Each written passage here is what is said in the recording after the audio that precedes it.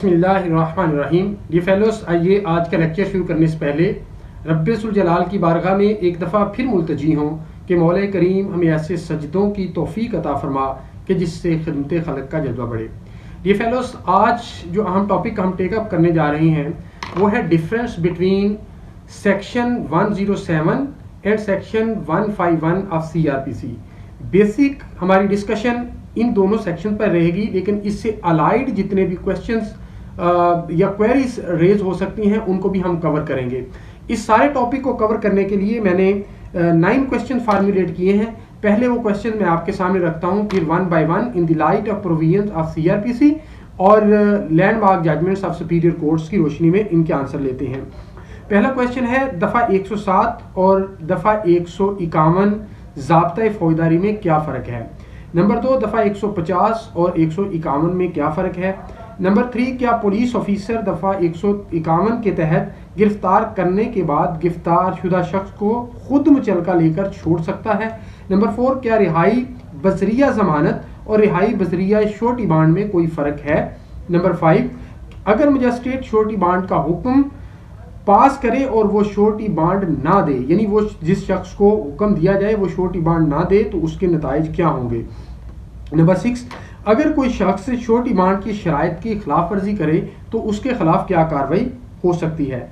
Number 7, क्या कार्रवाई ज़ेरे दफ़ा 107 और 151 के लिए ज़रूरी है कि दोनों पार्टीज़ के अगेंस्ट को गिरफ्तार किया जाए या दोनों पार्टीज़ के अगेंस्ट जो है वो कार्रवाई की जाए, या ये कार्रवाई एक शख्स के मुतल्लिक भी हो सकती है। नंबर 8, मजिस्ट्रेट के ऑर्डर के खिलाफ मुतासरा शख्स के पास रेमेडी क्या है। ये फेलोज, अगर पहले सवाल की बात करें दफ़ा 107 और 151 में क्या फ़र्क है, तो पहले हम सेक्शन 107 की बात करते हैं। सेक्शन 107 जो है वो इम्पावर करता है magistrate of the first class को। इससे पहले कि हम इसके एसेंशियल इंग्रेडिएंट्स की तरफ बढ़े, हमें ये जान लेना ज़रूरी है कि ये सेक्शन जो है वो प्रिवेंटिव इन नेचर है, प्यूनिटिव इन नेचर नहीं है। मीनिंग देयर बाय कि ये ऑफेंस की कमीशन को रोकने लिए है, ना कि किसी ऑफेंस की कमीशन को पीनलाइज करने के लिए है। अब अगर जैसा कि मैंने ये कहा कि 107 जो है वो दफ़ा मजिस्ट्रेट फर्स्ट क्लास को इम्पावर करता है कि अगर उसको इंफॉर्मेशन दी जाए, ये इंफॉर्मेशन जो है वो कोई पुलिस ऑफिसर रिपोर्ट के जरिए दे सकता है, सबऑर्डिनेट मजिस्ट्रेट दे सकता है, या कोई भी इंडिविजुअल जो है वो magistrate of the first class को दे सकता है। क्या दे सकता है इंफॉर्मेशन? वो ये कहे कि कोई शख्स जो है he is likely to commit a breach of trust, breach of peace, या डिस्टर्ब करने जा रहा है ट्रैंक्विलिटी ऑफ द सोसाइटी, या कोई ऐसा अनलॉफुल एक्ट करने जा रहा है, इलीगल एक्ट करने जा रहा है जिससे ब्रीच ऑफ पीस होगा या ट्रैंक्विलिटी जो है वो डिस्टर्ब होगी। और मजिस्ट्रेट उस इंफॉर्मेशन को एग्जामिन करने के बाद अगर सेटिस्फाई होता है तो वो उस शख्स को, अगर तो वो प्रेजेंट नहीं है, यानी अगर सिंपल उसे इंफॉर्मेशन रिसीव होती है, वो शख्स अरेस्ट करके गिरफ्तार करके प्रोड्यूस नहीं किया जाता, तो वो सिंपल उस शख्स को समन करेगा। समन करने के बाद जब वो शख्स आ जाएगा तो उसको शो काज नोटिस दिया जाएगा कि to explain as to why order should not be passed against him to execute a bond for keeping peace. अगर वो सेटिस्फैक्ट्री आंसर देता है और अपने मौक़िफ़ को एक्सप्लेन कर लेता है और वो जो इंफॉर्मेशन है उससे मजिस्ट्रेट सेटिस्फाई नहीं होता, तो वो उसको इंफॉर्मेशन से डिस्चार्ज कर दिया जाएगा, उसके अगेंस्ट कार्रवाई नहीं की जाएगी। लेकिन अगर मजिस्ट्रेट उस इंफॉर्मेशन से सेटिस्फाई हो जाता है, इंक्वायरी कंडक्ट करता है, इंक्वायरी की प्रोसीडिंग से सेटिस्फाई हो जाता है, तो उसके बाद मजिस्ट्रेट ऑर्डर पास कर सकता है कि वो एक श्योरिटी बांड दे for keeping the peace. Dear fellows, ये तो था सेक्शन 107 जिसमें magistrate exclusively of the first class जो है वो पावर रखता है। अब सेक्शन 151 की अगर बात करें तो ये पावर है पुलिस ऑफिसर की। अब ये पुलिस ऑफिसर की क्या पावर है? पुलिस ऑफिसर की ये पावर है कि अगर उसके इल्म में ये बात आती है कि कोई कॉग्निजेबल ऑफेंस की कमीशन जो है वो होने जा रही है, यानी एक डिजाइन बनाया जा रहा है कॉग्निजेबल ऑफेंस को कमिट करने के लिए, और वो जो design of commission of offence उस पुलिस ऑफिसर के इल्म में आ जाता है, नॉलेज में आ जाता है, और ये इस नतीजे पे पहुंच रहा है कि अगर इस शख्स को जो कॉग्निजेबल ऑफेंस कमिट करने जा रहा है इसको ना अरेस्ट किया गया तो इसकी प्रिवेंशन कमीशन ऑफ ऑफेंस की नहीं की जा सकेगी, तो वो उसे अरेस्ट कर लेगा। अब सेक्शन 107 और 151 की आपस में नेक्सस क्या है, इनकी रेलेवेंस क्या है? डी फेलोस, इनकी आपस में नेक्सस और रेलेवेंस ये है कि पुलिस ऑफिसर जब अभी ऑफेंस कमिट नहीं हुआ, अभी सिर्फ डिजाइन है कमीशन ऑफ ऑफेंस का, और साथ उसको एप्रीहेंशन ये है कि इसके नतीजे में ब्रीच ऑफ पीस होगा, डिस्टर्बेंस होगी to the tranquillity of the society को, या कोई इलीगल एक्ट करने जा रहा है जिससे ये दोनों काम हो सकते हैं, तो वो उसको अरेस्ट करने के बाद प्रोड्यूस करेगा before the first class magistrate, इस कलंदरे के साथ, इस इंफॉर्मेशन के साथ, इस रिक्वेस्ट के साथ कि इस शख्स को हमने अरेस्ट कर लिया है और प्रीएम्प्ट कर लिया है कमीशन ऑफ ऑफेंस को, इससे श्योरिटी बांध लिया जाए।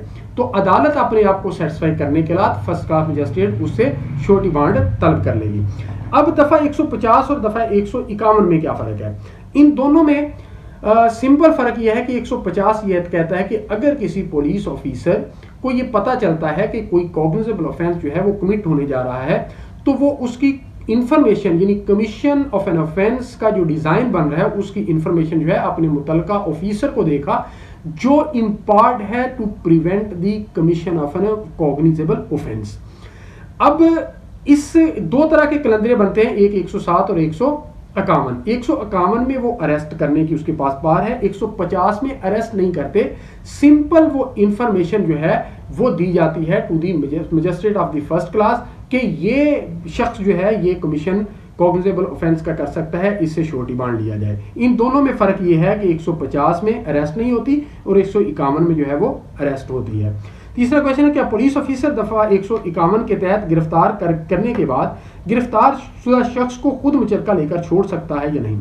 डियर फेलोस, मेरी अंडरस्टैंडिंग ये है कि पुलिस ऑफिसर नहीं छोड़ सकता, इसलिए कि इस सेक्शन के अंदर कोई ऐसी पावर पुलिस ऑफिसर की नहीं दी गई, और सेकेंडली इसके अंदर स्पेसिफिकली 107 के अंदर ये लिख दिया गया कि magistrate of the first class जो है वो दोनों सूरतों में उसके पास पावर है कि अगर उसको इंफॉर्मेशन दी जाती है और बंदा प्रेजेंट नहीं है वो उसको समन कर सकता है और उसके पास बंदा गिरफ्तार शुदा हालत में प्रोड्यूस किया जा सकता है।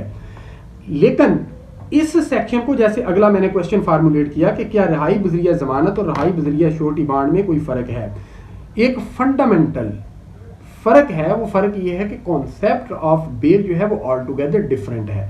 कॉन्सेप्ट ऑफ जो बेल है उसका सवाल ही उस वक्त पैदा होता है जब कमीशन ऑफ एन ऑफेंस हो जाती है, फिर सेक्शन 496 और 497 और 498 जो है वो इन्वोक होते हैं मुख्तलिफ सूरतों में। यहाँ पर ऑफेंस कमिट नहीं हुआ है, यहाँ पे सिंपल श्योरिटी बांड लेना है फॉर कीपिंग द पीस, और वो एक्सक्लूसिव पावर है magistrate of the first class की। तो आंसर इज बिग नो कि यहाँ पर पुलिस ऑफिसर के पास ये पावर नहीं है। क्वेश्चन नंबर 5 है, अगर मजिस्ट्रेट श्योरिटी बांड का हुक्म या पास करे और वो श्योरिटी बांड ना दे तो इसके नताइज क्या होंगे? ये फेलोज, इसके अंदर सेक्शन 117 ये है कि अगर ऑर्डर दिया जाए और वो श्योरिटी बांड ना दे तो उसको मजिस्ट्रेट फर्स्ट क्लास जो है वो, अगर वो अरेस्ट नहीं है तो उसको अरेस्ट करवा सकता है, अगर वो अरेस्ट है तो उसको जेल में भेज सकता है टिल द मूवमेंट कि वो श्योरिटी बांड दे। क्वेश्चन नंबर 6 है, अगर कोई शख्स श्योरिटी बांड की शराइत की खिलाफ वर्जी करे तो उसके खिलाफ क्या कार्रवाई हो सकती है? डियर फेलोज, इसको जितने भी श्योरिटी बांड लिए जाते हैं पुलिस CRPC कह रहा है, तो अगर उनकी ब्रीच होती है तो सेक्शन 513 और 514 डील करते हैं।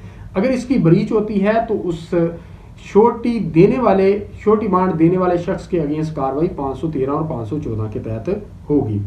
क्या कार्रवाई ज़ेरे दफा 107 और 151 के लिए जरूरी है कि दोनों पार्टीज को गिरफ्तार किया जाए? क्या ये कार्रवाई एक शख्स के मुतल्लिक की जा नहीं?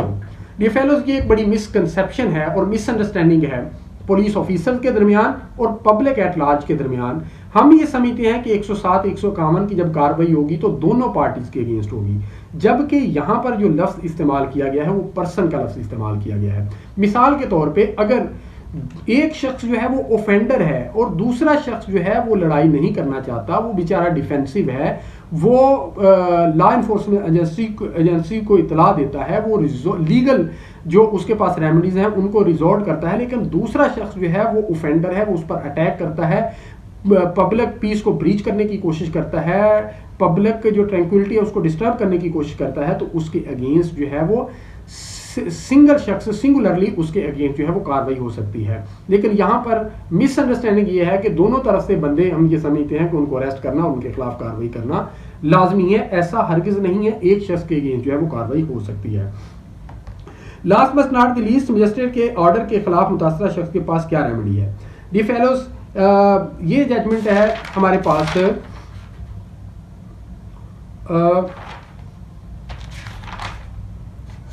AIR 1939 Sindh page 167। यहाँ पे लिखा गया कि अगर जो principle of taking surety bond for keeping the peace, जिनको मजिस्ट्रेट ने ऑब्जर्व करना होता है, अगर वो उनको ऑब्जर्व नहीं करता तो इस ऑर्डर के अगेंस्ट रिवीजन की रेमेडी मौजूद है। मिसाल के तौर पे इस जजमेंट के अंदर ये बताया गया कि एक रॉन्ग डूअर है और एक रॉन्ग्ड है। अगर रॉन्ग डूअर के अगेंस्ट तो ये होनी चाहिए थी, अगर आपने रॉन्ग्ड के अगेंस्ट भी कर दिया तो रॉन्ग जो शख्स है वो रिवीजनल कोर्ट का दरवाजा खटखटा सकता है कि यहाँ पर जो है वो लीगल प्रिंसिपल्स की वायलेशन की गई है, इस ऑर्डर को सेट असाइड किया जाए। डियर फेलोज, ये वो सर्टन मिसकंसेप्शंस थी या वो मिसअंडरस्टैंडिंग जो पब्लिक एट लार्ज के जहनों में पाई जाती है, उनको हमने CRPC की प्रोविजंस और सुपीरियर कोर्ट्स की जजमेंट की रोशनी को वाजे करने की कोशिश की। उम्मीद करता हूँ आज का लेक्चर आपको पसंद आया होगा। अगर आज का लेक्चर आपको पसंद आया हो तो बाबुल इल्म लॉ अकेडमी यूट्यूब चैनल को सब्सक्राइब जरूर कीजिएगा और हमारी इस वीडियो को लाइक ज़रूर कीजिएगा। अल्लाह ताला आपका हामी नासिर हो। बहुत शुक्रिया।